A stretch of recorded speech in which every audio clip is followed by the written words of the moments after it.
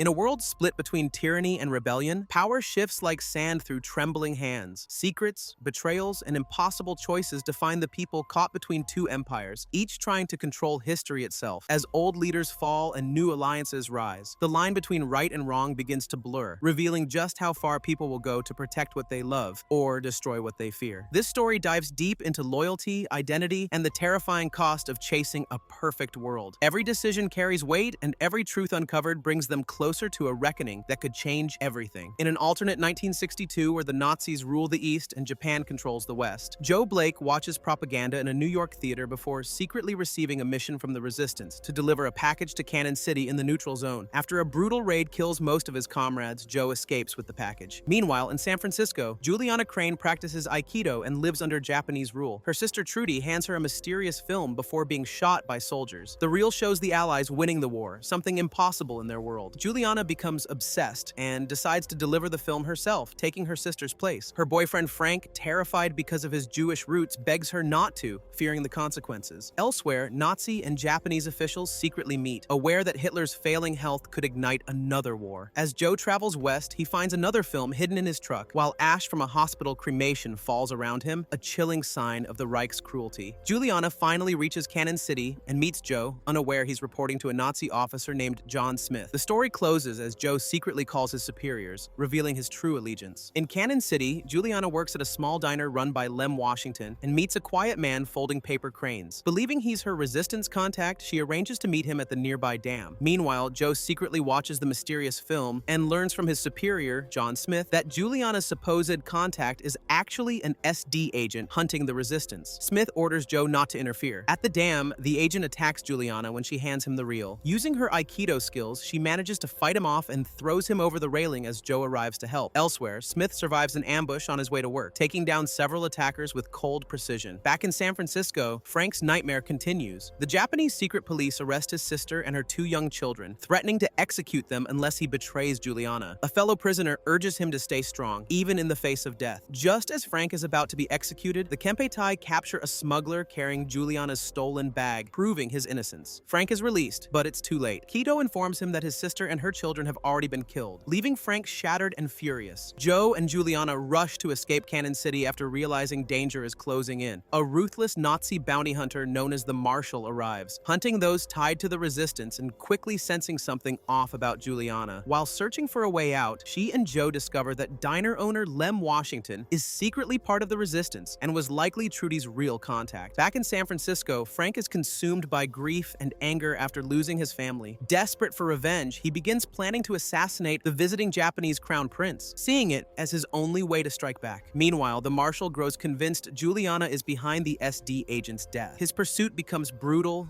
and relentless. As Joe and Juliana try to flee, the Marshal finally corners her inside a warehouse. Chaos erupts as Juliana fights for her life, ending with her on the run once again. Joe saves Juliana from the Marshal just in time, and the two confront Lem Washington, who leads them deep into the woods. There, a group of resistance fighters surrounds them, demanding the films and ordering them to leave town. As they try to escape, the Marshal strikes again. During the fight, Joe is forced to reveal his true identity as a Nazi agent, shocking Juliana. The Marshal continues hunting Juliana along the highway. She manages to get far ahead, burns her car to fake her death, and hides while the Marshal assumes she's gone. In New York, John Smith grows suspicious of SS Captain Connolly, believing he leaked Smith's travel route to the resistance attackers. Meanwhile, in San Francisco, Frank prepares to assassinate the visiting Crown Prince of Japan, driven by grief and rage, but at the last moment, he hesitates to pull the trigger, only for an unknown gunman to shoot the prince instead. After the Crown Prince is shot, chaos erupts in San Francisco. He's rushed to the hospital in critical condition, and the captain of the Imperial Guard is ordered to take his own life for failing to protect him. Kido vows that if he can't find the gunman responsible, he'll face the same fate. Juliana secretly returns home, only to face Frank's anger and heartbreak. He tells her about his brutal imprisonment and the loss of his family, leaving their relationship strained and distant. Meanwhile, Joe's troubles catch up to him. Gestapo agents capture him in the neutral zone and bring him back to New York. There, he's interrogated by his superior, John Smith, who demands to know everything that happened in Cannon City. Joe tells his version of the story, and Smith chooses to believe him. Surprisingly, Smith then invites Joe to his home for the upcoming Victory in America Day celebration. Joe visits John Smith's home for the Victory in America celebration, where he bonds with Smith's son, Thomas, and quietly looks for a secret file labeled "The Grasshopper Lies Heavy." Meanwhile, Juliana tries to patch things up with Frank, though their relationship remains tense. months. She begins her new job at the Japanese Authority Building and meets Trade Minister Tagomi, who seems calm but guarded. In San Francisco, Kido continues investigating the Crown Prince's shooting and links the bullets to the antique shop Frank once bought from. The shop owner later confronts Frank, raising suspicion. Juliana stumbles upon a hidden surveillance room that monitors talk about the forbidden films. Frank secretly joins a Jewish prayer service with his friend Mark, finding some peace. Back in New York, Smith uses a family errand as a cover to lure out his old friend Rudolph, then has him arrested. John Smith catches Joe in his office reading the secret Grasshopper file. Knowing he's been deceived, Smith orders his men to detain Joe. Later, Joe comes clean about everything, and Smith gives him one final mission: track down Juliana and recover the film, or face execution. Meanwhile, Frank admits to his friend Ed that he almost assassinated the Crown Prince, but couldn't go through with it after seeing a nearby child. At the Japanese Authority Building, Juliana reunites with her estranged father, who reveals his work in surveillance. She also meets Betty, a Japanese buyer who awkwardly invites the antique dealer Robert to dinner, only for the evening to turn cold and condescending. Elsewhere, Joe reconnects with Rita, a single mother he's close to. Juliana spots her sister Trudy alive in a busy street market, but later discovers her body in a mass grave. Shocked, she wanders through the marketplace as Joe secretly follows her. Lem gets word from a contact to head to San Francisco, while Juliana finally tells her parents that Trudy is gone, though her mother refuses to believe it. Frank starts forging gun holsters to earn money, ignoring Ed's warning about the Kenpei tie closing in. Joe meets Juliana again, pressing her for information about the mysterious film. Robert takes one of Frank's forgeries and sells it to the wealthy Kasuras, earning Frank a big payout. Meanwhile, Lem and Karen try to deliver the film, but the Yakuza ambush them, killing their contact and stealing it. In New York, Smith learns his son Thomas has a rare muscle disease, and the doctors suggest euthanasia, leaving him torn. High-ranking Nazi official Heydrich arrives to take custody of Rudolph, clashing with Smith. As Juliana races to warn Joe about a Yakuza trap, the Kenpei Tai raid the Bamboo Palace, but before they can act, mysterious men in black cars abduct them first. Juliana and Frank are captured by the Yakuza and locked in a small cell. Frank decides to stay behind to help her instead of fleeing on the bus. Meanwhile, Joe tries to learn where they're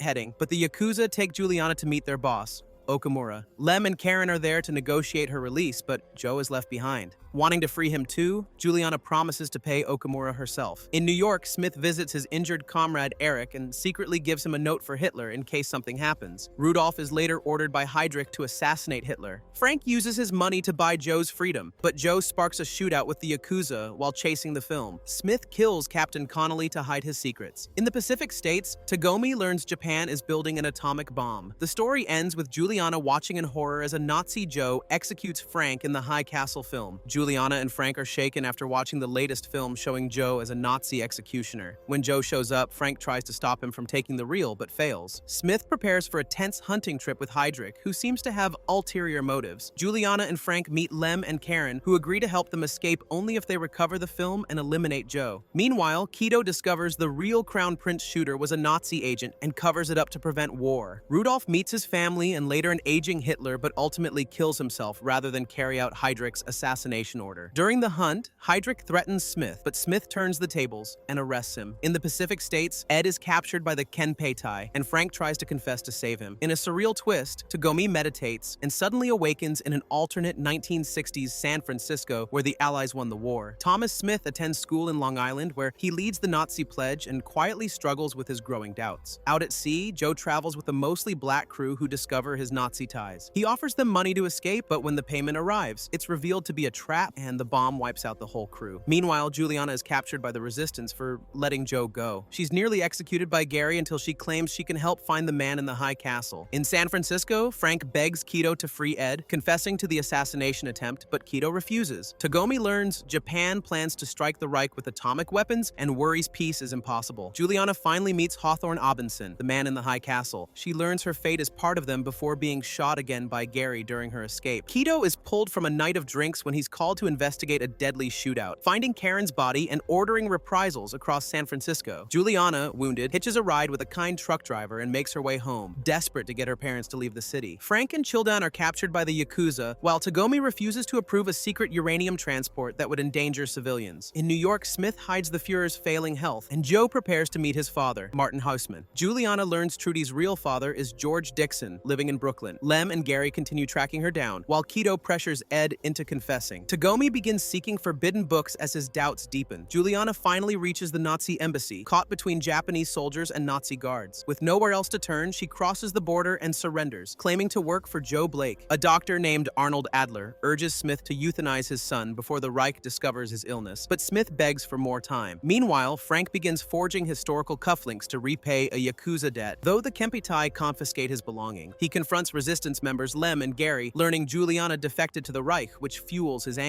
In New York, Juliana undergoes Aryan testing and interrogation, but earns Smith's protection, gaining a new identity as Julia Mills. She moves into a dorm and later meets Rita, Joe's ex, who reveals Joe is in Berlin. Tagomi clashes with General Onoda over a uranium plan that endangers civilians forced to approve it under threat. In Berlin, Joe reunites with his father, Martin Huysman, but resents him and bonds with filmmaker Nicole instead. Frank aids the resistance in saving hostages. Smith kills Adler to protect Thomas, and Tagomi vanishes mid-meditation, traveling once again beyond his world. Joe confronts Martin, demanding permission to return to New York. Their talk turns tense as Joe accuses him of abandoning his mother, while Martin insists she left because she couldn't live with Nazi guilt. In San Francisco, Tagomi warns General Onoda about the uranium transport by showing photos of a destroyed Washington, but Onoda ignores him. Tagomi later spots radiation burns on his assistant Kotomichi's arm. Frank and Ed continue forging artifacts to repay the Yakuza, though Frank grows frustrated after witnessing mass executions. He joins resistance members Gary and Sarah in stealing explosives from an old war bomb, and he and Sarah grow close. Kido manipulates a drunken Onoda into signing an order he needs. In the Reich, Juliana studies with Smith's son Thomas, and later survives a deadly chase before finally meeting George Dixon. Meanwhile, Tagomi travels again, this time meeting his late wife Michiko in another world. She lets him stay, but he finds their divorce papers already signed. While exploring this peaceful version of San Francisco, he's shaken to learn that Japan actually lost the war after the US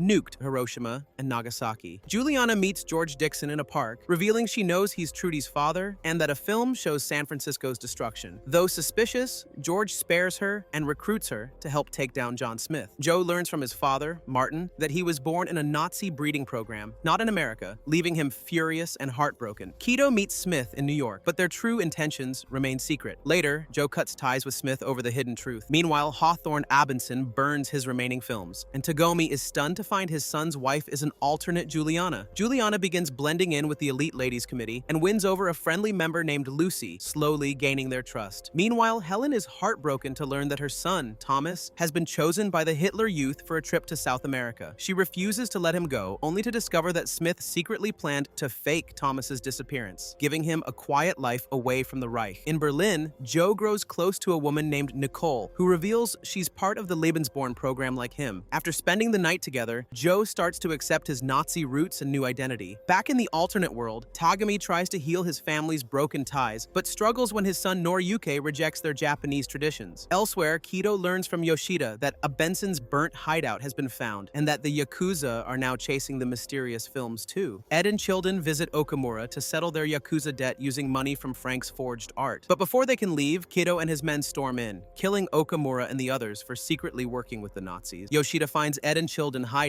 but quietly lets them go. Meanwhile, Frank is ordered to plant a bomb at the harbor during General Onoda's visit. When he discovers the Japanese are building their own nuclear weapon there, he cancels the mission and warns the resistance instead. At Arnold Adler's funeral, Smith grows uneasy as Adler's widow demands an autopsy, suspecting foul play. Juliana, who also attends, notices young Thomas having a seizure and discreetly helps him, later promising Helen to keep it a secret. As Smith tries to maintain control at home and work, he receives troubling news from Chief Himmler. Hitler has collapsed, throwing the Reich into sudden uncertainty. Smith questions Juliana about the film Joe found and learns it shows San Francisco's destruction. Lucy later tells her that the live footage of Hitler everyone sees is actually old, hinting the Fuhrer might already be dead. Juliana shares this with George Dixon, fearing she's somehow responsible for the disaster she's been trying to stop. Meanwhile, Martin is appointed acting chancellor, and Joe pledges loyalty to his father. In San Francisco, Frank discovers Juliana never betrayed him and warns others to flee before the city is destroyed. But the resistance still plans their uprising. Smith uses what he's learned to manipulate Heydrich into admitting that powerful Nazis are plotting a fake war with Japan. After extracting the truth, Smith kills him. Soon after, Hitler dies, and Martin officially takes over, revealing himself as the real mastermind behind the entire scheme to spark a global inevitable conflict for his own gain. Tagomi watches a film of a hydrogen bomb test with his alternate family and finally decides to return home, determined to stop another war between Japan and the Nazis. Back in his own world, Thomas confides in Juliana about his illness, unaware their talk is being recorded. Smith discovers the tape and quietly takes it to protect his son. Meanwhile, Martin delivers a public speech accusing Japan of poisoning Hitler and vows revenge, shocking Joe. In San Francisco, Frank joins the resistance in a plan to kill General Onoda. Before the mission, he urges Ed and Childen to escape the city. Alongside Sarah, Frank sneaks a car bomb into the Kempei-tai headquarters, setting the timer before being caught by Kido. A chaotic shootout breaks out as Tagomi arrives on the scene, just moments before the bomb explodes, destroying the building and killing Onoda. The aftermath leaves Frank and Sarah's fate uncertain. Tagomi and Kido survive the bombing and face the chaos left behind. Kido later travels to New York, where he shows Smith a film suggesting Japan has a hydrogen bomb. In the neutral zone, the resistance targets Juliana for Karen's death, but she fights back and escapes. Soon after, she kills George Dixon, who had been planning to expose Smith using a secret tape of her talk with Thomas. Smith then flies to Berlin with the film, hoping to stop a Nazi attack on Japan and prove Martin's betrayal. He reveals the truth to Himmler, who arrests both Huysman and Joe before publicly taking control of the Reich. Smith is rewarded for his loyalty, but the honor shatters him when Thomas turns himself in to be euthanized. Meanwhile, Juliana reaches the neutral zone, where Hawthorne Abinson tells her that her sister is still alive, as Lem delivers the last remaining films to Tagomi. In Berlin, Joe and his father are held in isolation, both tortured and brainwashed. Himmler orders Joe to prove his loyalty by executing his own father. Meanwhile, Juliana hides in Jamestown, Colorado, caring for Trudy alongside Hawthorne Abinson and his wife. Hawthorne tells Juliana that her fate is to take his place as the new man in the high castle. Desperate for answers, she asks how she will die, but he refuses to reveal it. That night, Nazi agents attack, forcing them to flee. Before parting, Hawthorne tells Juliana to seek Tagomi for the truth, since he now holds the remaining films. Back in New York, Smith returns from Berlin as a newly promoted general, though grief over his son strains his marriage. Nicole Dormer relocates to New York to join the Ministry of Propaganda, while Joe, under the alias Joseph Cinedella, is reassigned to San Francisco, where he murders Eric Rader. Juliana begins to understand that Tagomi can travel between worlds. At the same time, both Himmler and Smith send agents to the neutral zone to track down someone known only as the Lotus Eater. In San Francisco, Admiral Inakuchi warns Tagomi that the Reich is quietly cutting off Japan's oil supply, pushing the Pacific states toward crisis. Tagomi meets a kind woman named Tamiko Watanabe, sparking a new connection. Meanwhile, Hoover pressures Rockwell with evidence that Smith hid his son's illness and may have murdered Dr. Adler. Kido arrests Juliana and Trudy, confused since he had already killed a Trudy before. After Kotamichi informs Tagomi, Inakuchi intervenes and orders their release into Tagomi's care. Soon after, Trudy manages to return to her original world. Back in New York, Helen visits Mrs. Adler, who attacks her, forcing Helen to kill her in self-defense. In San Francisco, Joe receives orders to find a defector named Deals. Juliana watches a film showing Joe killing her before turning the gun on himself, leaving her convinced that the key to the mystery lies in a coal mine in Lackawanna, Pennsylvania. In San Francisco, Joe murders Deals and sets his sights on two new targets: Howard Wexler, another Nazi defector, and Tagomi. When Joe unexpectedly crosses paths with Juliana again, tension rises between them. Meanwhile, in New York, Smith learns about Travelers and Joseph Mengele's secret project, Nebenwelt, designed to open paths between parallel worlds. While studying Hitler's old film archives, Smith is shaken to see an alternate version of his son Thomas still alive. Back in San Francisco, Tagomi shares quiet moments with Tamiko, who gifts him one of her paintings as a symbol of peace. Meanwhile, Kido captures and tortures a man named Hagen, who finally confesses a shocking secret. Frank Frink survived the bombing and is still alive. Frank, now disabled, hides in a Catholic refuge called St. Teresa's within the neutral zone. He secretly creates the Rising Sun artwork spreading across the Pacific states as a resistance symbol. Meanwhile, Joe tracks down Wexler, kills him, and steals a briefcase filled with Nazi documents about Project Nebenwelt. In New York, Smith learns that Rader has been murdered. Kido asks the new Yakuza boss, Okami, to locate Frank in exchange for lifting the Empire's ban on black market oil. Elsewhere, Childen dreams of returning to San Francisco, but Ed wants to stay with his partner Jack until bikers ambush and rob them. In San Francisco, Nakamura secretly leaves Joe information about Kido's surveillance of Tagomi. Juliana meets a charming man named Wyatt who introduces himself as Liam and leaves her his number. Back in New York, Nicole begins a risky romance with Thelma, a married woman, deepening her secret double life. Tagomi survives an assassination attempt when police interrupt Joe, who later confesses to Juliana that he killed his own father. She comforts him, unaware he's targeting Tagomi and Abinson. When Joe goes to shower, Juliana searches his things and discovers files on his victims and a Nazi pin. Realizing the truth, she's caught when Joe takes her gun, forcing her to lead him to Tagomi. Pretending to be sick, she grabs a razor and fatally slashes his throat before escaping with his files. Meanwhile, Ed and Childen hitchhike to Denver after being robbed, bonding over a stolen belt buckle. Helen starts therapy, and Smith warns her doctor to stay silent. Rockwell and Hoover try to expose Smith, but Smith blackmails Hoover into protecting him, leading to Rockwell's arrest and Smith's promotion. Himmler warns Smith to control his wife, while Rockwell, exiled to Cuba, is later eliminated by Smith's assassin. Wyatt, also known as Liam,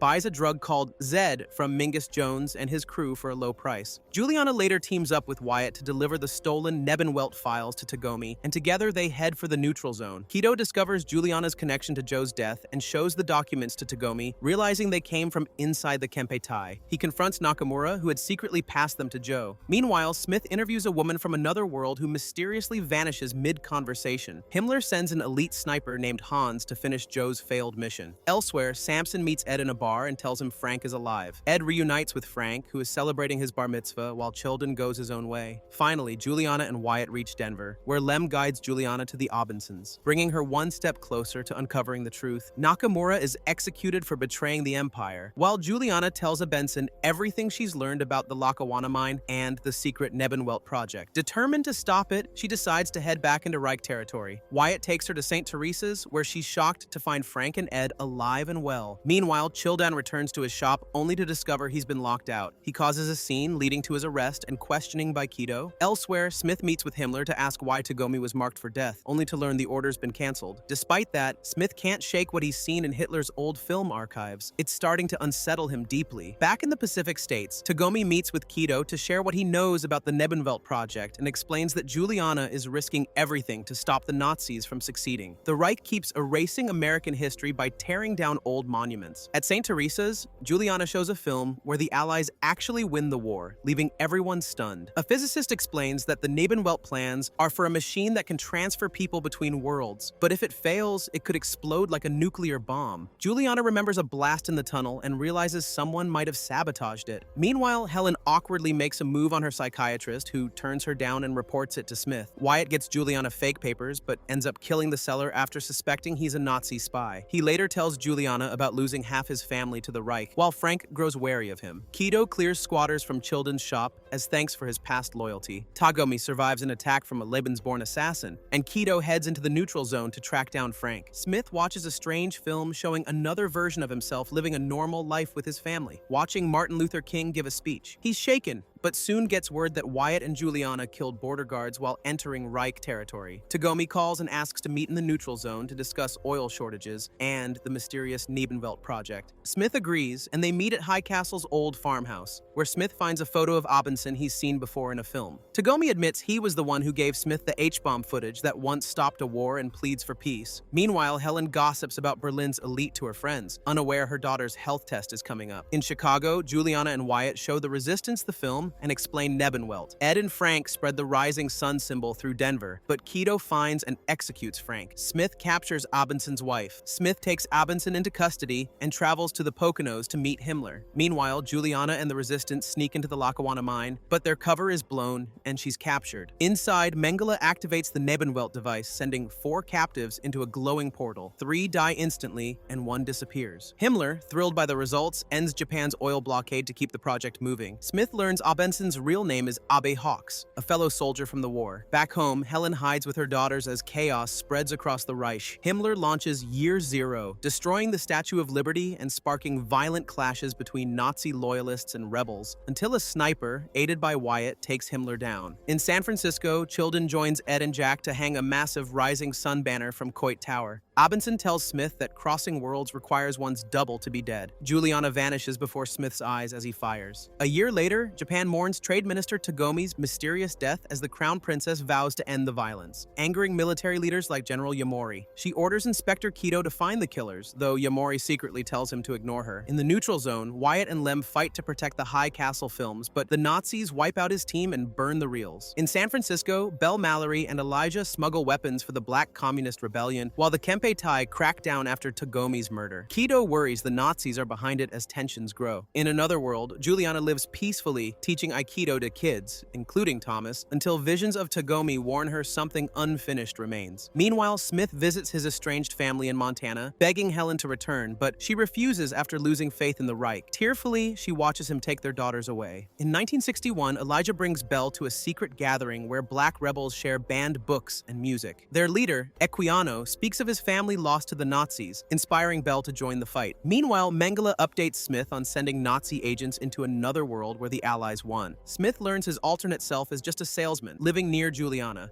Juliana meets this world's Smith and his wife, but grows uneasy. She later realizes recent accidents are Nazi sabotage. Wyatt meets the rebels to plan an attack on a Japanese general, using a fake catering job to sneak weapons. Jennifer struggles under Nazi schooling and secretly plays forbidden music, angering her father. Kido deals with his son's trauma from war, while Robert grows close to Yukiko. That night, Juliana senses she's being watched by Nazi agents lurking outside her home. Something dangerous is closing in. In the alternate world, Russ learns that this world's Juliana died in a car crash, letting the real Juliana take her place. Back in the original world, Kido is forced to close Tagomi's murder case despite doubts, while his son Toru suffers from PTSD and kills a Yakuza guard in a breakdown. Helen returns to the Reich for her daughters, but her marriage with John grows colder. At the auction, Wyatt's team and the Black Rebels launch their assassination plan, killing several officials, while Bell personally takes out General Masuda. They escape, though some men die, and Robert offers to help contact the Crown Princess to push for Japan's withdrawal. Meanwhile, Juliana dreams of Tagomi and later meets the alt-world John Smith, warning him not to let his son join the army. As she leaves, Nazi agent Campbell attacks her, but John sacrifices himself to save her, dying in her arms. Hawthorne is forced by the Nazis to appear on propaganda broadcasts, discrediting his own films in exchange for brief visits with his wife Caroline. Juliana travels to Washington, D.C., uses meditation to return to her world, and hides from the police in a bakery after being recognized. Smith learns Juliana is alive and orders a citywide search, while Helen tries to keep her family safe during a tense dinner with a frail Himmler, whose erratic behavior worries her. The BCR agrees to a ceasefire and sends word to the Crown Princess through Robert, leading her loyalist Inokuchi to plan peace talks. Kido tricks Ijima into confessing that he and General Yamori killed Tagomi. Meanwhile, Smith questions Hawthorne about the multiverse and becomes convinced he can cross worlds himself. Dressing as his alternate self, he enters the Die Nebenwelt portal and vanishes into the other world, beginning his most dangerous mission yet. After America's surrender in 1946, John, along with Bill and Danny, faces a hard choice when their superior urges them to join the Reich or starve. Bill agrees, Danny refuses, and John reluctantly submits to survive. In the present, John crosses into the alternate world, meets his other family, and reunites emotionally with his son, Thomas. In the Pacific States, BCR leader Equiano meets Admiral Inokuchi to discuss peace, but both are ambushed. Equiano is killed, and Inokuchi is arrested by Kido. The BCR falls into chaos as Bell and Elijah flee, while Robert escapes execution and reunites with Yukiko. Juliana and Wyatt reunite and join a new resistance plan to destroy Die Nebenwelt. In the alt-world, John's strained bond with Thomas worsens after witnessing racism in a diner. Haunted by guilt, he faces his old friend Danny, reminded of the day he once abandoned him to the Nazis years ago. John grows desperate as his son Thomas enlists for war without permission. When soldiers come to take him, John begs them to reconsider, but they refuse. Thomas walks away just like his counterpart once did, and John promises his wife Helen that he'll save their boy. In Japan's territory, Kido faces moral turmoil, while Admiral Inokuchi is accused of treason. The Crown Princess admits she sent Inokuchi, but her plea is ignored. During the trial, Kido reveals that General Yamori ordered Tagomi's murder and turns his gun on him, saving Inokuchi's honor but losing another comrade in the process. Meanwhile, Bell rallies the BCR to strike Japan's vital oil lines. Back home, Helen breaks down over her controlled life, unaware their daughter Jennifer is listening. Juliana and Wyatt head to New York to stop John, uncovering that the Nazis replaced the Statue of Liberty with towering Aryan idols for Jar Null. Helen appears on a Nazi cooking show to prove her loyalty to the Reich. John watches in shock as she nervously talks about their marriage and their late son, managing to hide her true feelings. Meanwhile, their daughter Jennifer tells her friend Henry she hates life under Nazi rule and wants to escape to the neutral zone. Their conversation is secretly recorded and later reaches Juliana and Wyatt, who plan to meet Helen during a shopping trip. In San Francisco, Robert is arrested but spared when Kido just wants information about the BCR. Soon after, Bell and her rebels bomb Japan's vital oil lines, forcing chaos across the West Coast. The Japanese emperor later announces a full withdrawal withdrawal from American territory, sparking celebrations among the rebels. As Kido mourns fallen soldiers and Yamori's suicide, John and Bill see Japan's exit as their moment to rebuild and reunite America, finally saying, "Soon."